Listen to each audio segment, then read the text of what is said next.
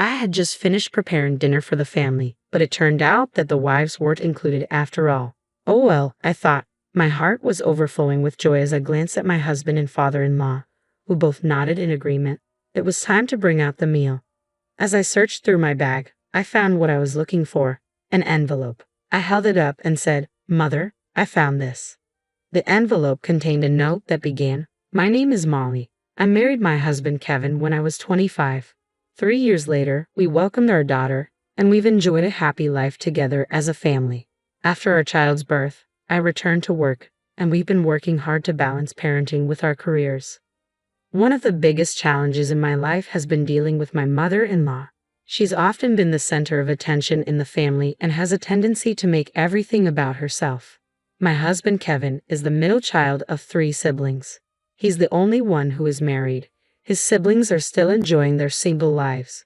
My mother-in-law, who likes to think of herself as the Madonna of the family, has always been a difficult presence. She often refers to herself as the family's Madonna, and I suppose she really believes it. When I entered the picture as the only daughter-in-law, the dynamic shifted. My father-in-law and Kevin's siblings treated me with care, but my mother-in-law saw me as a rival. At the beginning of our marriage, Kevin's mother was convinced that I would never fit in. She would insist that Kevin should not forget the family meals despite our busy lives. "You should still have meals at our home," she'd say, even though Kevin and I manage our household together and he's supportive of my cooking. Kevin always stood up for me. He's someone who speaks his mind and is unwavering in his support. While he appreciates my efforts and our shared responsibilities, he sometimes misses the subtle ways his mother tries to undermine our choices, especially when it comes to meals. When we visit my husband's parents' house, my mother-in-law serves the meals. On the surface, it seems like a typical family dinner, but there's something peculiar. She never lets me into the kitchen. Even when I offer to help, she insists I stay out. The food always looks the same, and since I'm not allowed to assist, I never know what's in it. Once I had a soup filled with tiny fish bones. I didn't realize it until I drank it in one gulp, which left me in excruciating pain.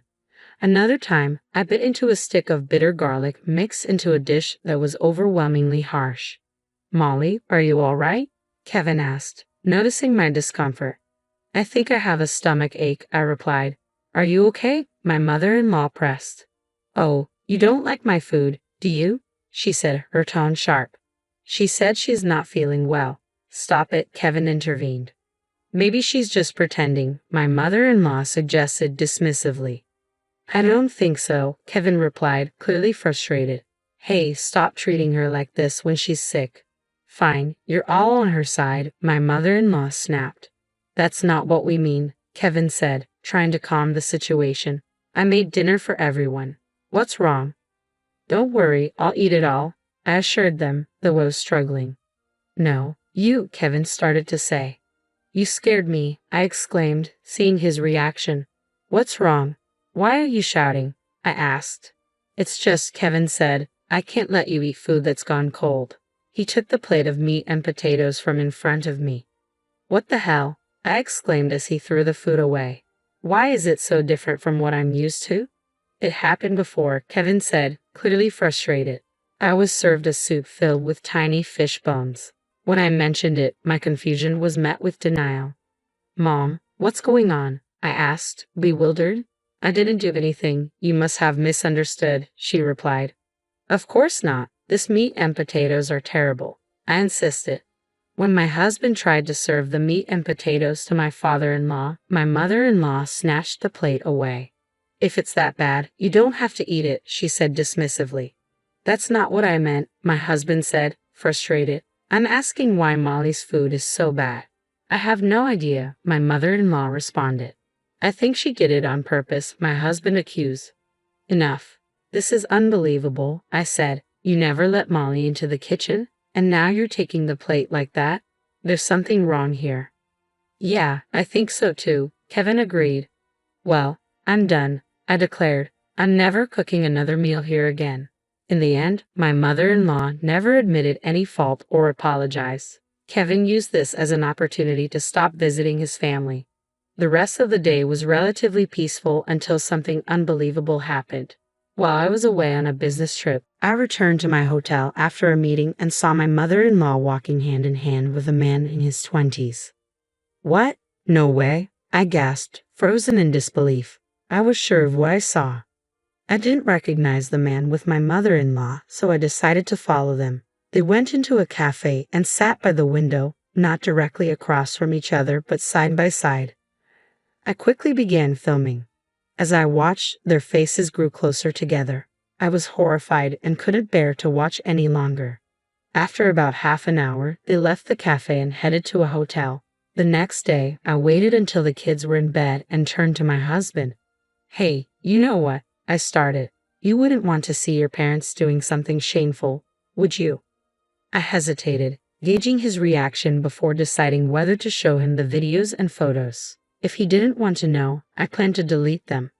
I don't care, he said. If you want to see something unsavory your own parents are doing, then I guess you can learn something from it. I was taken aback. Wait, you're okay with this?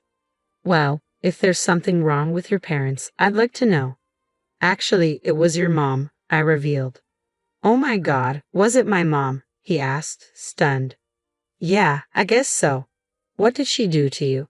He asked, clearly distressed. Nothing to me personally, I said, but I saw what happened yesterday. Oh, seriously? He responded. I handed him my phone with the videos and pictures. He looked at the images and said, Oh my God, that's disgusting. I can't believe my mom did that. How old does she think she is? He didn't seem shocked, though. You're not shocked? I asked. No, not at all, he replied. I mean, it's not her first time. What do you mean? I asked. It happened a long time ago, he explained. She used to cheat when she was traveling a lot, although she always said it was for work. My brother was still in middle school at the time. Dad forgave her and they tried to rebuild their relationship. I see, I said. Well, I guess they won't be rebuilding it again anytime soon. I found an agency to investigate the situation and asked if I could use the money for it. Of course, it's worth it, my husband assured me. Thank you. I'll let you know how it goes. After a month of searching and waiting for results, we finally received the report. My husband was stunned when he saw the findings. Let's take the report to Mom, he suggested. What? Is that really necessary? I asked. Why not just give it to Dad and let him decide? I proposed. That won't make us feel any better, he countered. Molly, Mom did something terrible to you. We need to confront her to get some revenge. It's the only way I'll feel better. I should do something for my dearest wife, shouldn't I? Kevin said with determination. Oh, Kevin, I replied, touched. Truth be told, I wanted to see my mother-in-law lose her composure in front of me. I wanted to get back at her for everything she had done. Good job, Kevin, I said. I'll let Dad know about this before we confront her. I don't want to drop the truth on him out of the blue. Yeah, that's a good idea, Kevin agreed. So we left our son at my parents' house for the weekend and headed to my husband's parents' home. When we arrived, my mother-in-law scolded me as usual, but I didn't care. I knew today was the day it would all come to a head. The confrontation was planned for dinner. However, my mother-in-law launched an unexpected attack right from the start. My husband, father-in-law, and I were all caught off guard. Let's start the meal, my mother-in-law said with a smile, but her tone was icy. The three of us, including myself, were left stunned. Since you don't like my food, there's no food for you, she announced, adding that she had prepared the meal only for the family members, excluding the wives. Okay, fine, I said, my heart racing with a mix of joy and anticipation. I glanced at my husband and father-in-law, and they both nodded in agreement. That's it. Now it's time to reveal everything, Kevin said. It's okay, I'll eat, I reassured him. I prepared the meal and then remembered something. Wait a minute, I said, searching through my bag. Here it is, Mother, I found this. I held up an envelope. Well, I can't eat this, I added. Oh yes, this was a present for Mother. I totally forgot about it. I handed the envelope to my mother-in-law. Oh, you can be smart sometimes, she commented with a hint of sarcasm. Despite the comment, my mother-in-law accepted the envelope happily, but as she looked at the contents, her hands stopped and she began to tremble. What's the matter? I asked. It's nothing, she replied, trying to dismiss it. Is it really nothing? I pressed. What did she give you? It's nothing special, she said, but her voice was shaky. Come on, let's see, my husband insisted. My mother-in-law tried to use her chopsticks to get some rice, but her hands were so unsteady that the rice spilled out of the bowl. What's going on? My husband asked. He took the envelope from her, and she desperately reached for it. Give it back to me, she pleaded. My husband examined the contents. What's this? He asked, looking at the report. It looks like an old woman is paying the young man for a date, he observed. You should check the other side too. Turning it over, he found photos of my mother-in-law with several young men. At first, the images seemed to tell a story that matched the report. I initially thought my mother-in-law was having an affair with just one young man, but the agency revealed that she had been involved with several young men. You really don't learn, do you? I said in disbelief. I can't believe all my hard work led to this. I'm thinking of divorcing you. Wait a minute, my mother-in-law interjected. This isn't cheating, it's just for fun. You're not going to waste that money on something like this. It's disgusting, I replied. And these guys are even younger than us. Oh my God. By the way, including Dan and Jason, we all know about this now, my husband said firmly. We're cutting you off. I'm cutting you off too, my mother-in-law snapped. Don't worry, I said. All you have to do is accept it. I know you don't have the money to pay me back. In exchange, never show up in front of us again. Wait a minute, she said defensively. It's not just a casual date. I was exploring different worlds. Right, Molly? You go out to eat with another man sometimes. No, not at all, I replied. I never spend money on men who aren't part of my family. It's a waste. I'd rather spend it on Kevin or Little John. Don't do this to me, she pleaded. You're a woman too, aren't you? She asked. Yes, I am, I said. But what's your point? I'm saying it's never enough to just be a wife or a mother, isn't it? She challenged. That's disgusting, I retorted. Then why don't you stay single? You, she shot back. I bet you would cheat too. Don't insult Molly, my husband defended. She's not like you.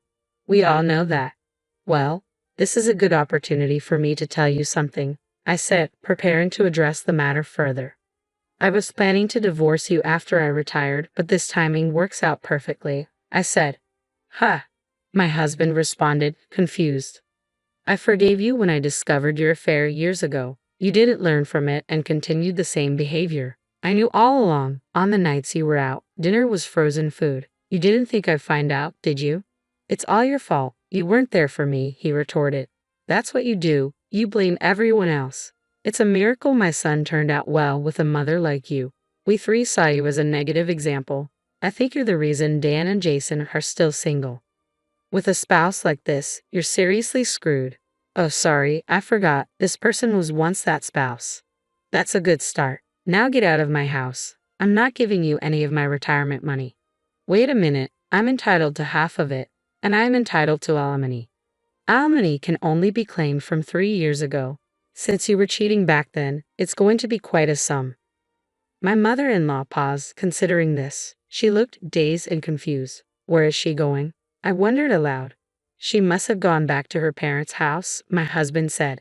After that, my mother-in-law never returned. The divorce was finalized, and she was left penniless. She moved back to her parents' house, but now that the money was gone, she found herself cut off from the young men she'd been seeing.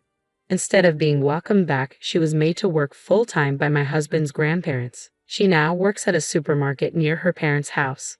My father-in-law, a very generous man, had been foolishly betrayed by her.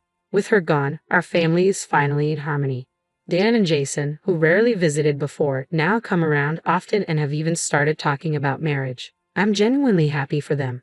Everyone is smiling, and I'm excited to share that I'm pregnant with our second child. I'm committed to putting my family first. It's upsetting to have had such a mother-in-law, but it seems that people who engage in affairs often lose their way. My father-in-law can finally enjoy his later years in peace. Thank you for watching until the end. Please subscribe to our channel if you enjoyed this video. See you in the next one.